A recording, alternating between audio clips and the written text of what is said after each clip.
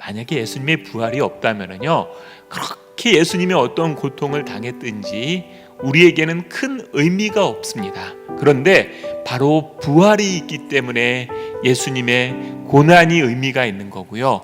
그래서 고난과 부활은 동전의 앞뒷면처럼 다른 모양이지만 하나를 이룬 것처럼 고난과 부활은 같은 이야기다라고 할 수가 있고요.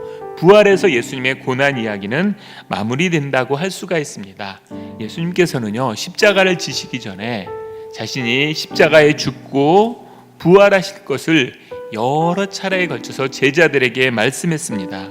근데 아무리 예수님께서 부활을 강조해서 반복해서 가르치더라도요, 제자들은 그 말의 의미가 무엇인지 깨닫지도 못했고 또 마음에 새겨듣지도 않았습니다. 기독교의 출발점은 믿음이 아니고요, 사건, 역사적으로 실제로 일어난 사건에 있습니다. 먼저 예수님이 십자가에 죽으시고 다시 부활하신 역사적 사건이 있었고요, 그 사건을 경험한 사람들이 자신의 경험을 사람들에게 알리고 증거하면서 기독교는 시작되었습니다. 사건에 근거해서 기독교가 시작된다는 얘기는, 복음은 단순히 설명하는 것이 아니라요, 증거하는 것이다 라는 것입니다.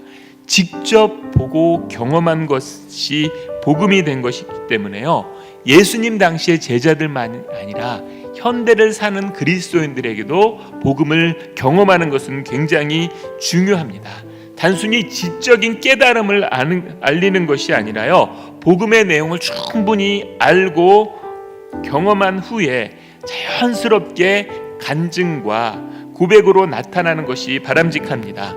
부활신앙은 부활하신 예수님께서 직접 나타나셔서 사람들이 그것을 목도한 것에서 시작합니다. 근데 예수님이 직접 자신의 부활하신 몸을 이끌고 사람을 만나려고 했다면요, 2000년 동안 예수님은 그런 사람 만나러 다니느라고 바빴을 것입니다. 사도들 이후의 사람들은요, 부활을 직접 보고 믿은 것이 아니라 사도들의 증언과 그들이 기록한 성경의 기록을 성경을 통해서 믿음을 갖게 되었습니다. 여러분, 일반 종교는요, 너희 구원을 위해서 이런 것을 해야 한다라고 이야기합니다. 근데 복음은 정반대를 이야기합니다. 구원을 위해서 이런 거 하라라는 게 아니라, 하나님께서 너희의 구원을 위해서 예수님이 십자가에 죽으셨고 부활하셨다. 너희들은 무능하고 연약했지만은 하나님께서 구원의 완성까지 너희를 실수 없이 실패 없이 이끌어 가실 것이다 라고 이야기합니다. 우리가 하는 것은 구원을 위한 어떤 행위가 아니라요, 하나님이 하신 구원 행위를 회개하고 믿음으로 받아들이라라는 그런 이야기입니다.